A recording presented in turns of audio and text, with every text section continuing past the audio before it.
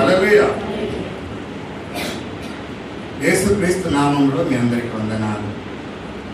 ఈ సమయం ఇచ్చినటువంటి అయ్యగారికి, సంఘానికి వందనాలు చెల్లిస్తున్నాను. నిన్న నేను సిద్ధపాటు జరుగుతున్నటువంటి సమయంలో నాకు ఒక 3 ఉపదేశములు నాకు దేవుడు అనుగ్రహించాడు. ఏంటి అంటే,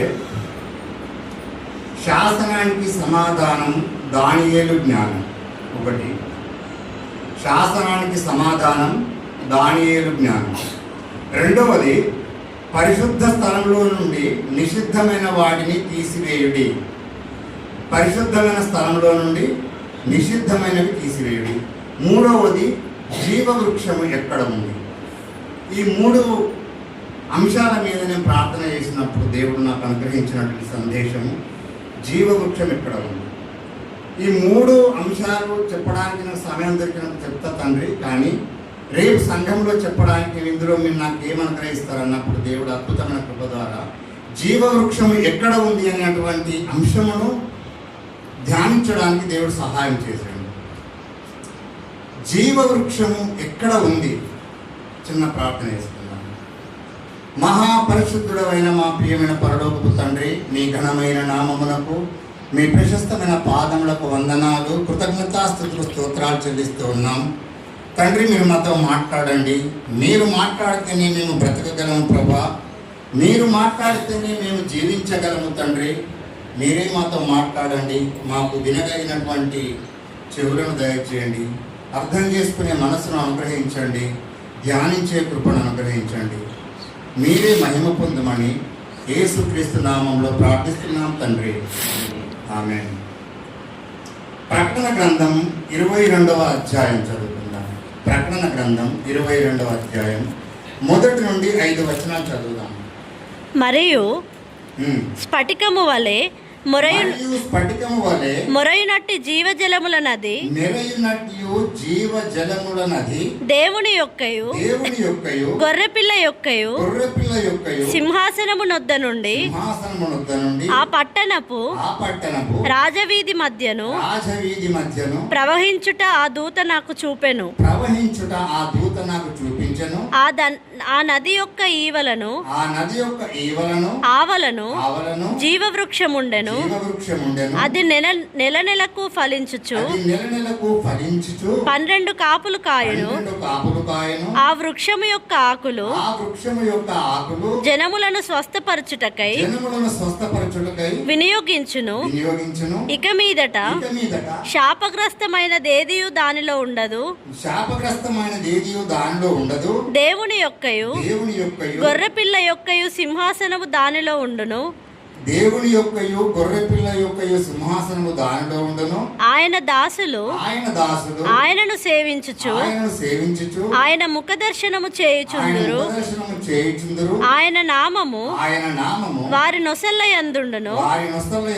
రాత్రి ఇక ఎన్నడూ ఉండదు. దీపకాంతి అయినను సూర్యకాంతి అయినను వారికి అక్కరలేదు. దేవుడైన ప్రభువే వారి మీద ప్రకాశించును. వారు యుగయుగములు రాజ్యము చేయుదురు. ఆమేన్. హల్లెలూయా.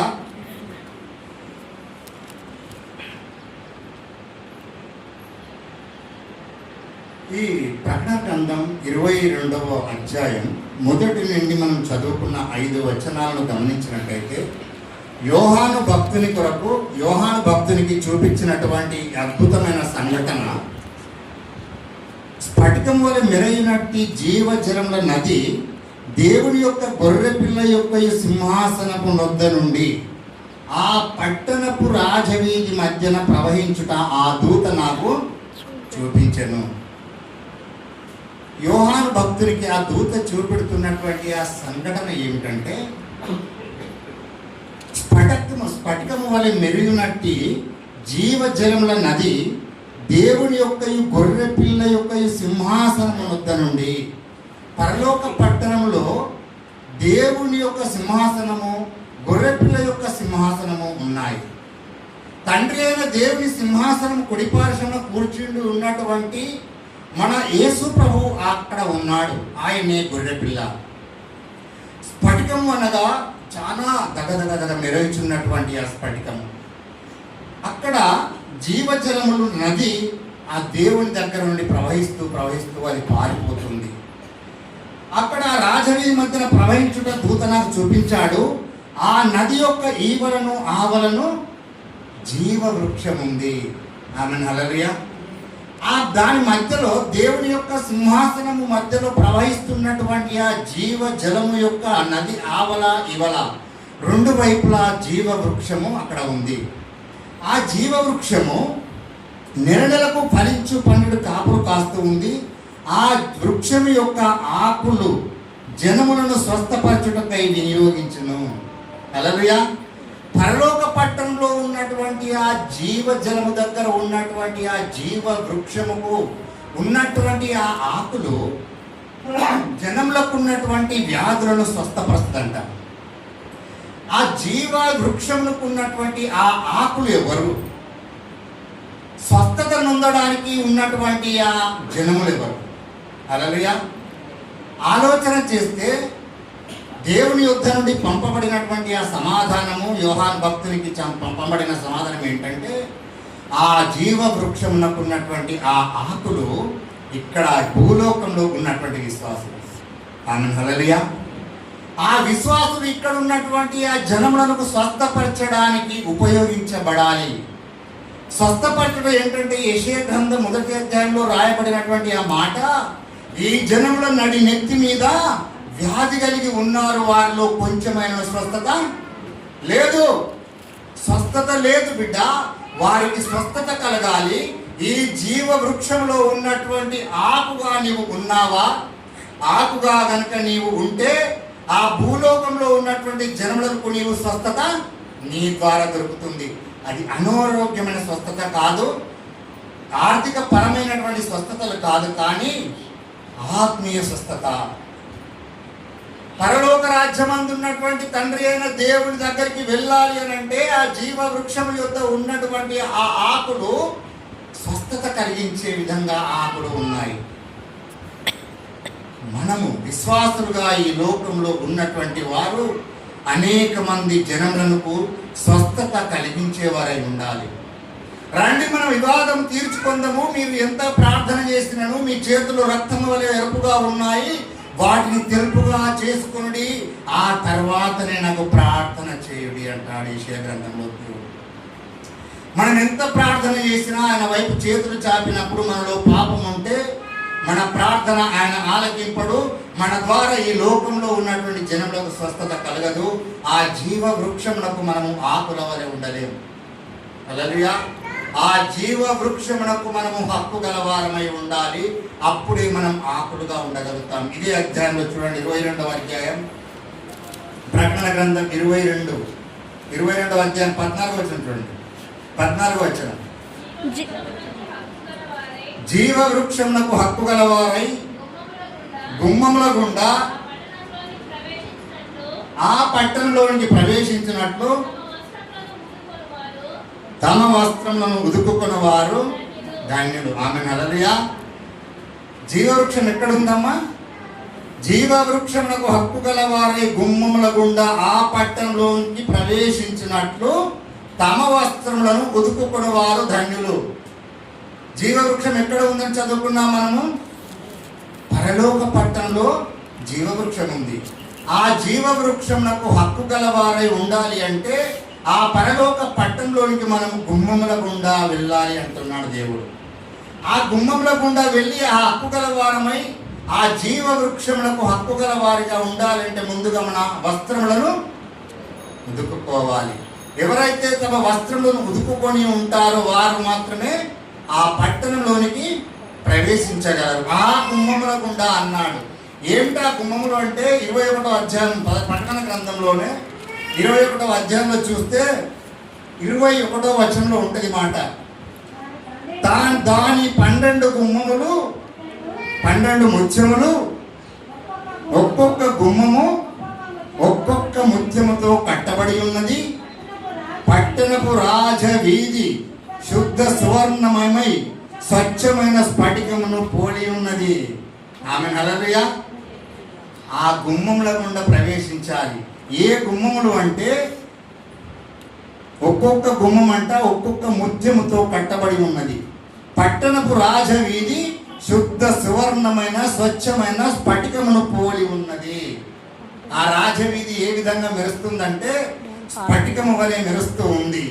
ఆ గుమ్మముల గుండా నీవు ప్రయాణం చేయాలి అంటే, ఆ గుమ్మములలో నుండి నీవు ప్రయాణం చేయాలంటే నీ వస్త్రములను ఉదుక్కోవాలి. నీ వస్త్రములు ఏ విధంగా ఉండాలి? తెల్లగా ఉండాలి, దాగులు ఉండకూడదు. ఆ పరలోక పట్టణంలో ఉన్నటువంటి ఆ అద్భుతమైనటువంటి ఆ కట్టడాన్ని భక్తుడు చూస్తూ ఉన్నాడు.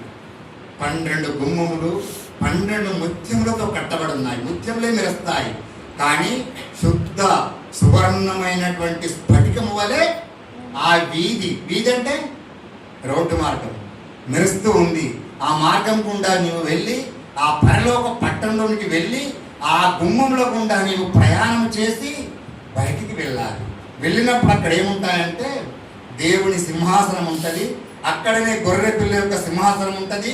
వారి మధ్యలో స్ఫటికం వలె మెరయుచున్నటువంటి జీవజల నదులు పారుతూ ఉంటాయి. ఆ నది ఆవల ఈవల జీవ వృక్షం ఉంటుంది. ఆ జీవ వృక్షము 12 నెలకొక కాపు కాస్తుంది. 12 కాపులు దానికి ఉన్నటువంటి ఆకుల ద్వారా జనములకు స్వస్థత కలుగుతుంది. హల్లెలూయా. ఇక్కడ ఉన్నటువంటి ఈ జనములు స్వస్థత కలగాలి అంటే నీవు పరలోక పట్టణం వెళ్ళాలి. పరలోక పట్టణంలో ఉన్నటువంటి ఆ 12 గుమ్మముల మధ్యలో నుండి నీవు ప్రయాణం చేయాలి. ఏ గుమ్మంలో కూడా నిన్ను ఆపడానికి ఎవరు అక్కడ దూత ఉండకూడదు. అంటే మనం ఎంత పవిత్రంగా పరిశుద్ధంగా జీవించాలో అర్థం చేసుకోండి. ఎవరి మన శరీరం మీద మన బట్టల మీద తెలుపు కాకుండా మిగతా డాగుంటే ఏదో ఒక గుమ్మం దగ్గర మనల్ని ఆపేస్తారు దూతలు. దేవుని యొద్దకు మనం వెళ్ళలేము. దేవుని యొద్దకు వెళ్ళలేము. హల్లెలూయా. దేవుని యొద్దకు వెళ్ళాలి అంటే గుమ్మములు దాటాలి. గుమ్మములు దాటాలి అంటే నీ వస్త్రములు ఉతకబడాలి. నీ వస్త్రములలో డాగులు ఉంటే ఆ గుమ్మం ఇవాళ నీవు ఉంటావు. అర్థం చేసుకోండి, ఎంత పరిశుద్ధంగా మనం జీవిస్తే వెళ్ళి మనం ఆ జీవ వృక్షాన్ని మనం చూడగలుగుతాం. హల్లెలూయా. అయితే ఈ జీవ వృక్షాన్ని మనం ఎందుకు వస్త్రాలు దుక్కోవాలి? ఆ జీవవృక్షం అక్కడ ఎందుకు ఉంది?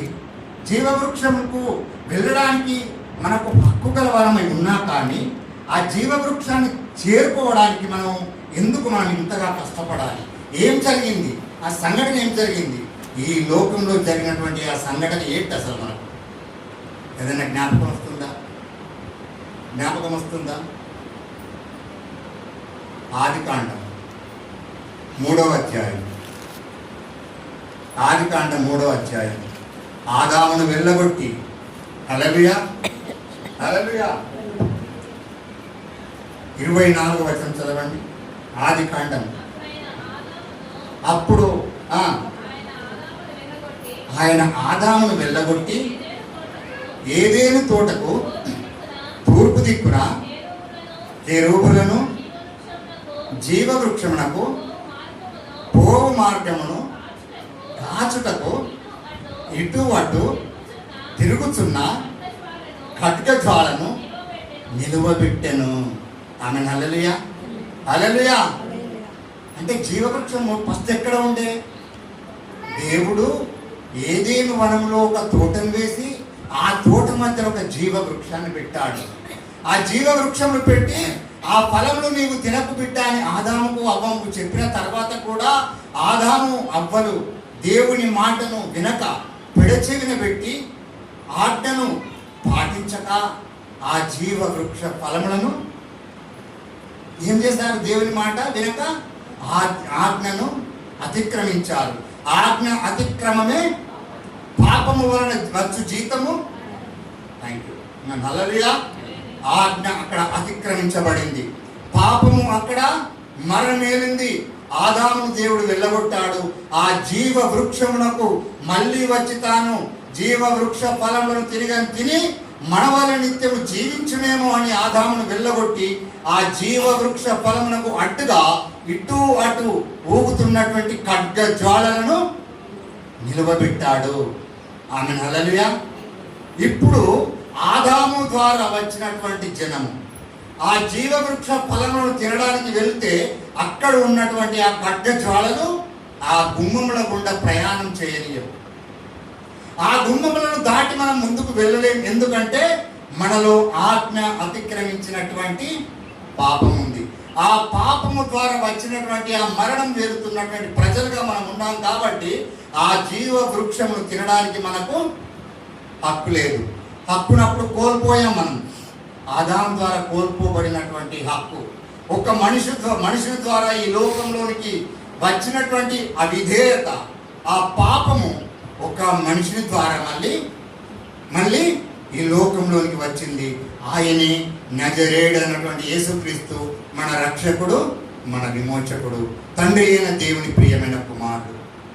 ఆయన ఈ లోకానికి వచ్చి మనము మళ్ళీ మనలో ఉన్నటువంటి పాపమును తొలగించి, మనలో ఉన్నటువంటి శాపమును తొలగించి, ఆ ఆజ్ఞలో నుండి మనల్ని విడిపించి మళ్ళీ పరలోక పట్టణంలోనికి రావాలి అని తండ్రి అయిన దేవుని ద్వారా పంపబడినటువంటి మన యేసు ప్రభు ఈ లోకానికి వచ్చి ఆయన రక్తంలో మనల్ని అడుక్కున్నాడు. ఈ సంఘటన ఇదంతా మనకు తెలుసు. యేసు ప్రభు రక్తంలో కడగబడిన తర్వాత మనము ఏ విధంగా మనము మారిపోయామంటే, ఏ విధంగా మనం జీవిస్తూ ఉన్నాము అంటే ఆ మాట ఒకటి చదువుకుందాం. అది యేసు ప్రభుల ద్వారా మనం ఆయన రక్తంలో కడగబడి. తీతుకు రాసిన పత్రిక చూడండి ఒకసారి. తీతుకు రాసిన పత్రిక త్వరగా 3వ అధ్యాయము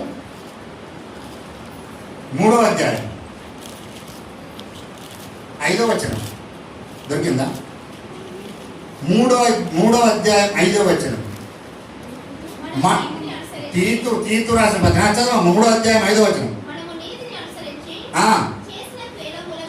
మనము నీతిని అనుసరించి చేసిన క్రియల మూలంగా కాక తన కనికరము చొప్పుననే పునర్జన్మ సంబంధమైన స్నానము ద్వారాను. ఒక్క నిమిషం ఆపండి అక్కడ. పునర్జన్మ సంబంధం అంటే ఒక జన్మలో మనం పాపులం. ఏ జన్మ అంటే ఆదాము ద్వారా వచ్చిన వారు.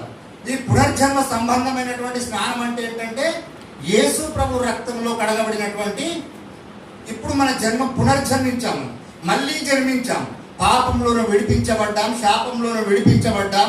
యేసు ప్రభుల వారి రక్తంలో కడగబడడం ద్వారా మనకు పునర్జన్మ లభించింది.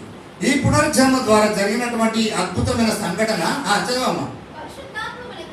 పరిశుద్ధాత్మ మనకు నూతన స్వభావము కలుగజేయటం ద్వారా మనలను రక్షించెను. మనం రక్షించబడ్డాం. ఏ విధంగా అంటే ఏ విధంగా? ఎప్పుడైతే మనము పునర్జన్మ సంబంధమైన స్నానం చేశామో, అనగా బాప్తిజంను తీసుకొని యేసయ్య రక్తంలో కడగబడ్డామో, మన పరిశుద్ధాత్మ మనకు తోడుగా ఉండి మనకు నూతనమైన స్వభావం కలుగజేయటం ద్వారా మనం రక్షించబడ్డాం. ఆమెన్. హల్లెలూయా, హల్లెలూయా. మనం ఆయన కృప వలన నీతిమంతులమని తీర్చబడి నిత్య జీవమును గూర్చిన నిరీక్షణను బట్టి దానికి వారసుల మగుటకై ఆ పరిశుద్ధాత్మను మన రక్షకుడైన యేసు క్రీస్తు ద్వారా ఆయన మన మీద సమృద్ధిగా కుమ్మరించబడింది. హల్లెలూయా. మనం ఎప్పుడైతే రక్షించబడ్డామో, యేసు ప్రభు రక్తం ద్వారా పునర్జన్మ సంబంధమైన స్నానాన్ని మనం జరిగించామో, ఆ రోజున మనకు పరిశుద్ధాత్మ దేవుడు సమృద్ధిగా మనలో కుమ్మరించబడ్డాడు. ఎప్పుడైతే మనం యేసయ్య రక్తంలో కడగబడ్డామో, పరిశుద్ధపరచబడిన తర్వాత మనలను పాపం జోలికి అంటకుండా పరిశుద్ధాత్మ దేవుడు మనలో సమృద్ధిగా ఉంటూ పాపం చేయకుండా మనల్ని మనం రక్షించుకుంటూ ముందుకు సాగుతూ ఉన్నాం.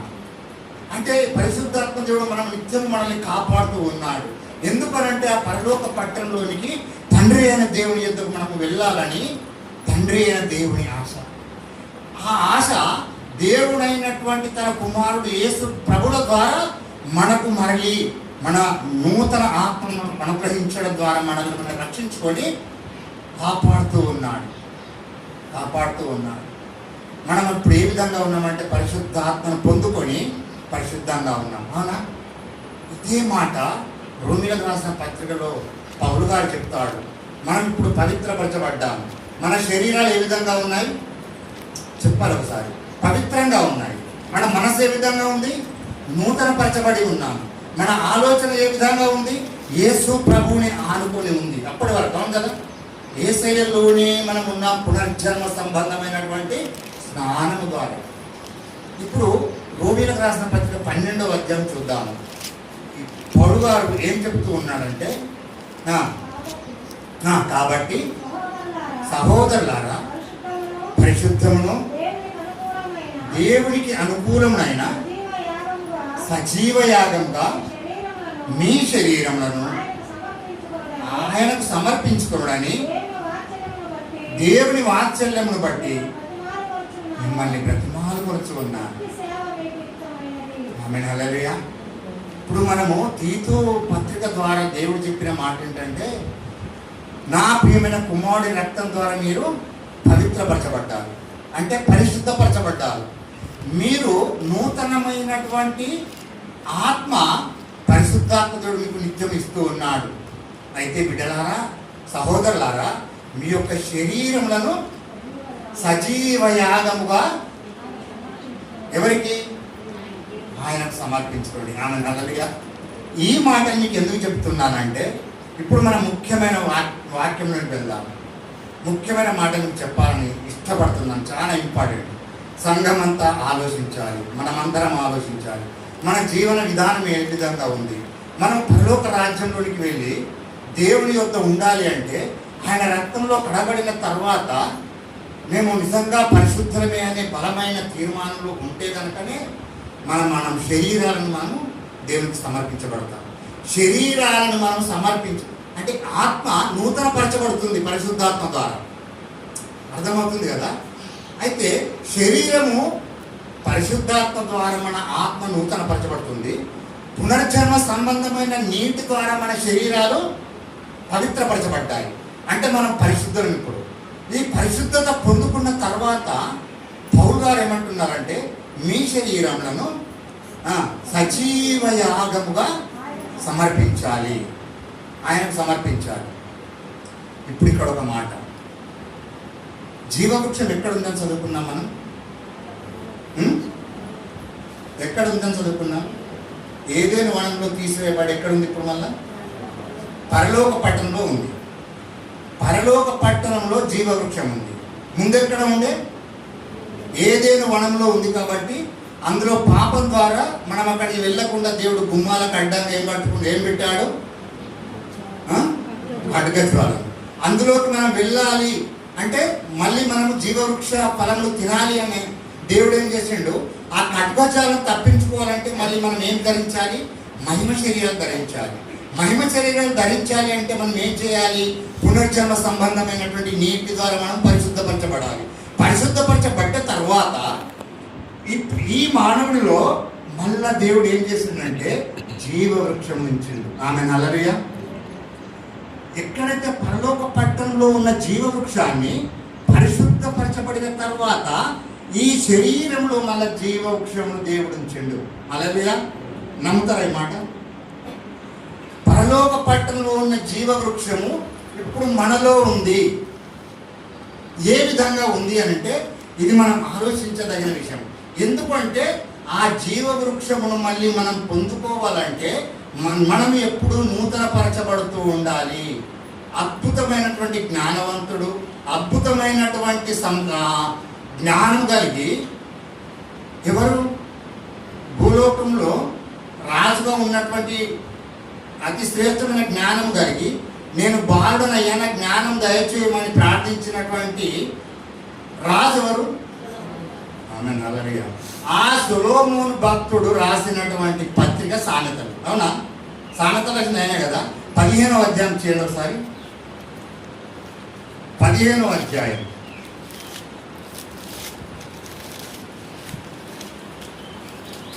15వ అధ్యాయం 4వ వచనం. సాత్వికమైన నాలుక జీవవృక్షము, దానిలో కుటిలత ఉండినెడల ఆత్మకు భంగము కలుగును. అందరూ ఒకసారి మాట నేను చదువుతా, మీరు కూడా చెప్పండి అంట. సాత్వికమైన నాలుక జీవవృక్షము, దానిలో కుటిలత ఉండినెడల ఆత్మకు భంగము కలుగును. హల్లెలూయా. హల్లెలూయా. జీవవృక్షం ఎక్కడ పెట్టిన దేవుడు అంటే చెప్పండి.